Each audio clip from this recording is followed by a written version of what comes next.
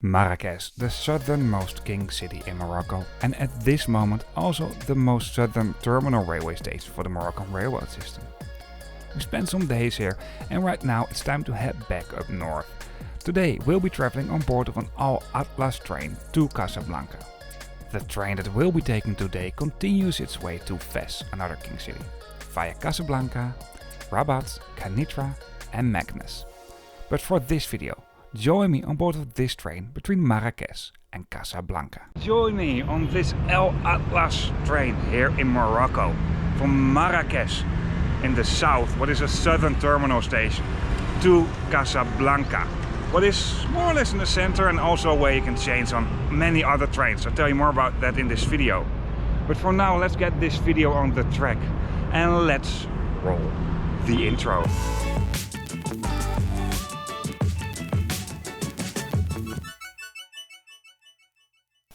What was great about visiting Marrakesh is that the public transportation was loaded in Google Maps. So we can just use the bus instead of taxis because we don't have to figure out how this system all works. Because we didn't have that much time, we booked a hotel near the railway station, so it's also easier and more efficient for our luggage if we want to go back to the north again.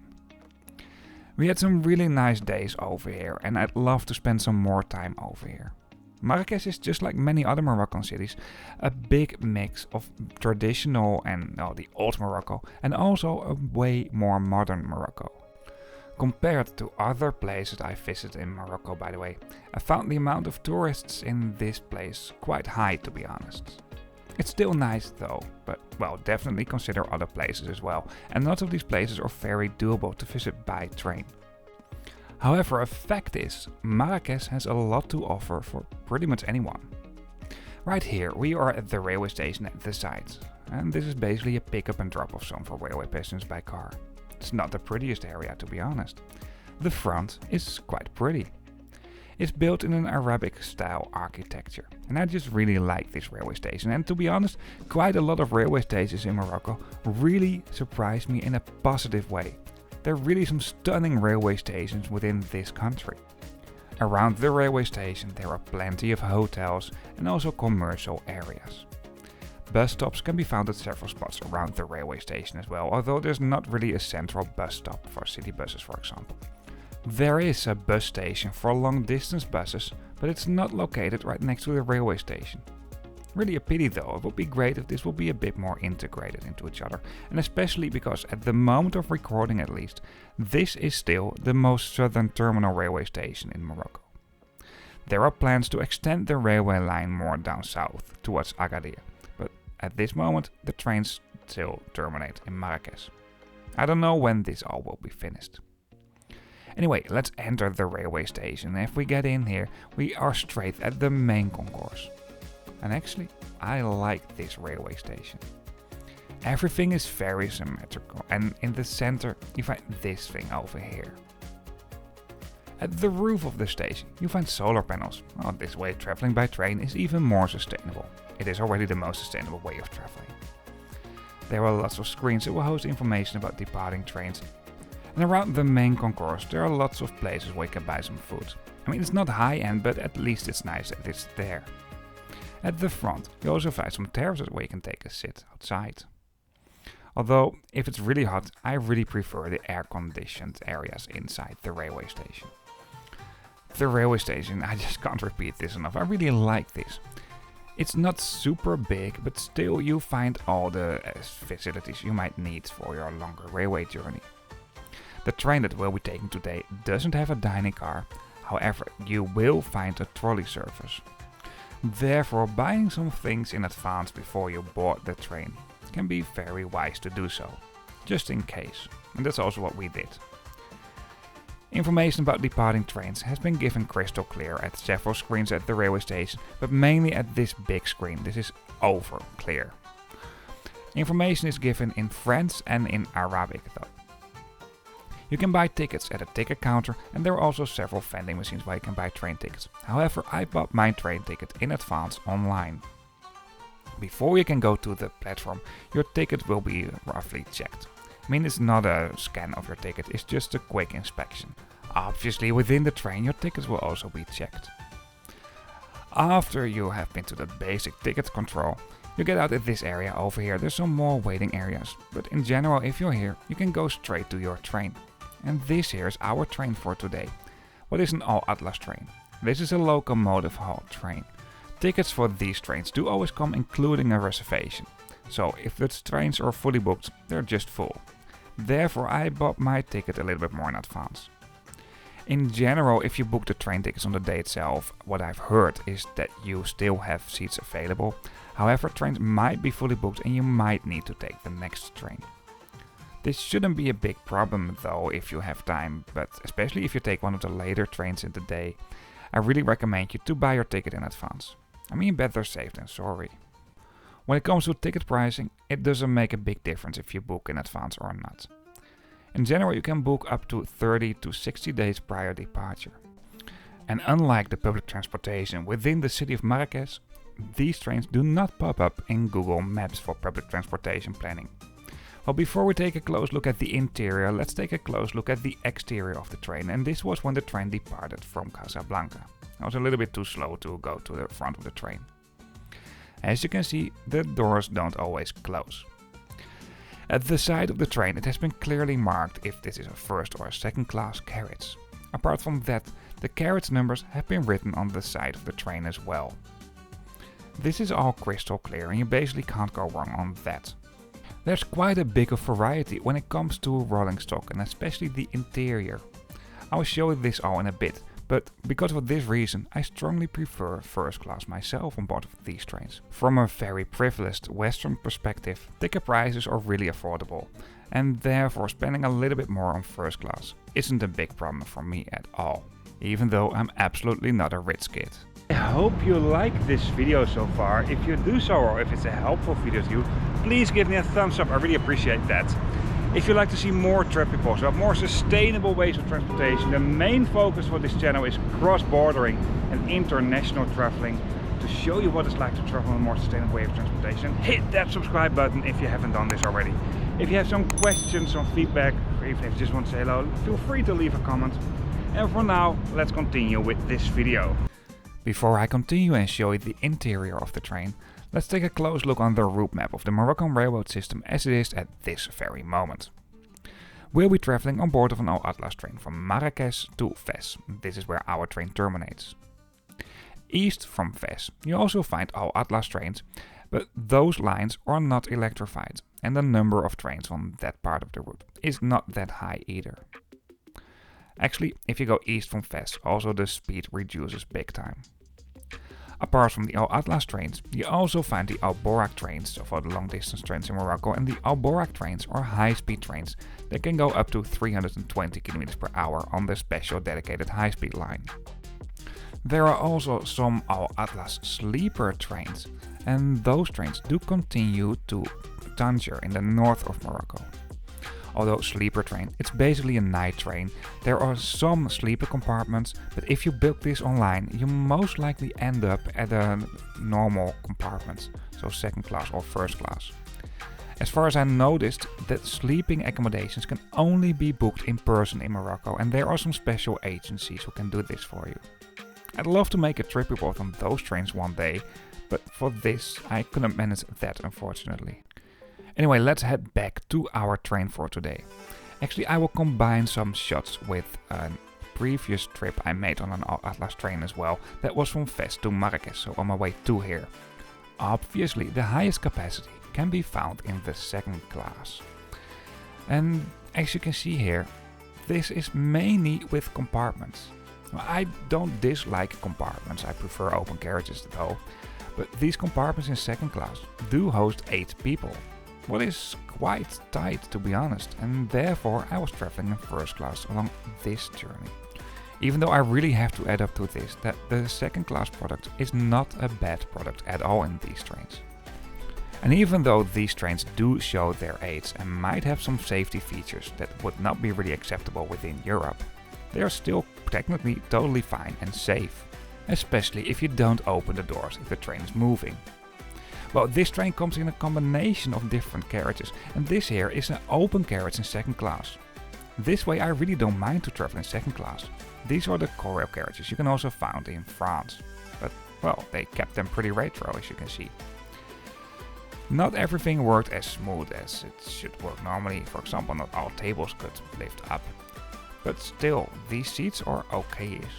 Although I have to say, I tried these seats in this carriage and the table was a kind of leaning on my knees. Was not that comfortable. The legroom is okay-ish though, and especially for a second class product. Also, these seats are pretty comfortable. You can't recline them though, but that doesn't matter. Then I also noticed a slightly more modern carriage in second class in an open composition. And this here, it's way better. You have a footrest, the legroom is slightly better than in the previous carriage it shows you. And the folder table, well, this is smaller, but it's definitely more sturdy. There's a small litter bin between the seats, although there's also someone available in the train to pick up trash during the journey. I like these carriages more, but at the moment you book your train ticket, they cannot guarantee if you have a seat in these type of carriages or in a compartment. You just get an assigned seat, take it or leave it. Apart from the class numbers at the side of the train, if you move through the train, it has been clearly marked if you are in a first or second class carriage. This here is one of the compartments in second class. There's a small table at the side and right under that you find a litter bin. For luggage you find the overhead luggage racks, and at the windows it will be displayed what seat numbers can be found where, and apart from that you also find this right above the seats. All windows, by the way, in these trains I noticed do have a sunscreen, ideal for the hot days in Morocco. Although these trains do have air conditioning as well. But by putting the sunscreens down, the air conditioning has to work a little bit less hard. Line maps of the Moroccan railroad system are located at all the vestibules. This includes Western Sahara, by the way. And even though you won't find trains everywhere, at some spots where there are no trains, you will find buses that are being operated by the National Railway Company, what is ONCF. This carriage here in second class, what is an open carriage, I like this much more than the previous carriage I showed you. This is much more modern. Well, maybe modern isn't the right word, but much more up to date. There are some bay seats over here, so facing each other, and in that case there's a small table at the side. There should be a litter bin under these tables, but that's not always present. The same thing counts, by the way, for the compartments I showed you earlier on. I mean, if you compare the carriages I just showed you with these here, it's quite a big difference, although these carriages, the older carriages, do have very well patterned seats. For now let's move on to the first class. That also comes mainly in compartments, but these are 6 people compartments and you have slightly more leg room. At the side near the window you find a fold-out table, as you can see over here, and right under the table there should be a litter bin. It's not always present though. The headrest can be adjusted and this is pretty comfortable. The seats are pretty well patterned as well. The armrests are adjustable as well. You can recline these seats as well. It's not always that much. At least I noticed some compartments that you could recline the seats more than in other compartments, but it's still pretty comfortable. You have more than enough legroom, so you don't have to worry that much that you're bumping into the knees of the person sitting opposite from you. And I have to add up to this, I'm quite a tall boy. Just like in second class, above the seats you will find the luggage racks. But don't miss out on the space under the seats where you can store quite a lot of luggage as well. Integrated within the luggage racks you find a small reading light over here. Seat numbers are located right above the seats and also right next to the entrance doors of the compartments. I noticed on all rides on the All Atlas trains that there is staff available to collect garbage waste. And also there's a trolley service available. Or at least this way the garbage lady has enough work to do. These trains are pretty old school and especially compared to the Boraq high-speed trains you also find in Morocco. But I like these trains, that's for sure. No train tour is complete without showing you the toilets. And the toilets on board of these trains, they were really old school. I mean, it wasn't dirty, but it's just very old. That's basically for all the toilets I had on this train. Some of them were a bit harder to close as well. But if you just walk to the next carriage or so, you always find a good toilet on board of these trains. But yeah, especially for this topic, these are not the most modern trains. I also have to be honest with you if trains are not always like what you can find in Western Europe. and especially once again compared to the high-speed trains in Morocco. These trains are really old school. The doors of these trains can sometimes be opened while the train is moving. This is happening quite a lot, and if you open the doors while the train is moving, please watch out. I did this at some points to make some video shots, but please be very careful. I don't want anything bad to happen to you. But apart from that, these trains are totally safe. For now, I'll just show you some views from the train between Marrakesh and Casablanca. If you want to see the views from the train on the entire route of this train, so between Marrakesh and Fes, just check out the video I've made on the route from Fes to Marrakesh.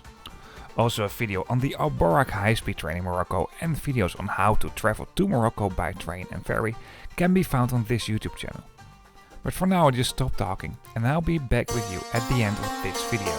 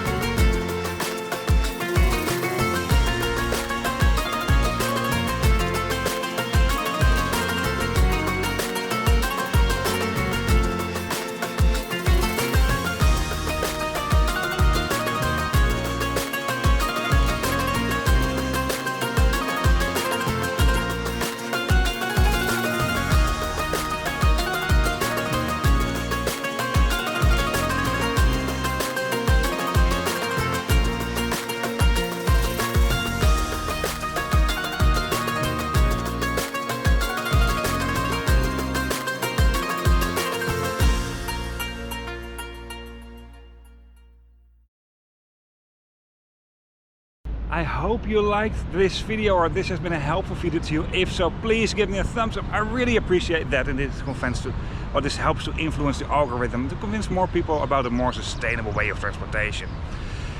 If you'd like to see more trip reports about, well, main focus of this channel is cross-bordering and international traveling on a more sustainable way of transportation, so without flying, then hit that subscribe button if you haven't done this already. And if you have some feedback, some comments, some questions, let me know in the comment section. Before we really end up this video, one last thing. Once again, thank you for watching. If you are interested in other videos, also Morocco related videos, you can find them on this YouTube channel. And of course, if you subscribe, you can always see new videos coming up. Apart from that, in the description of this video, you also find a link to a map. And on this map, you can find all videos as well, but then on a map.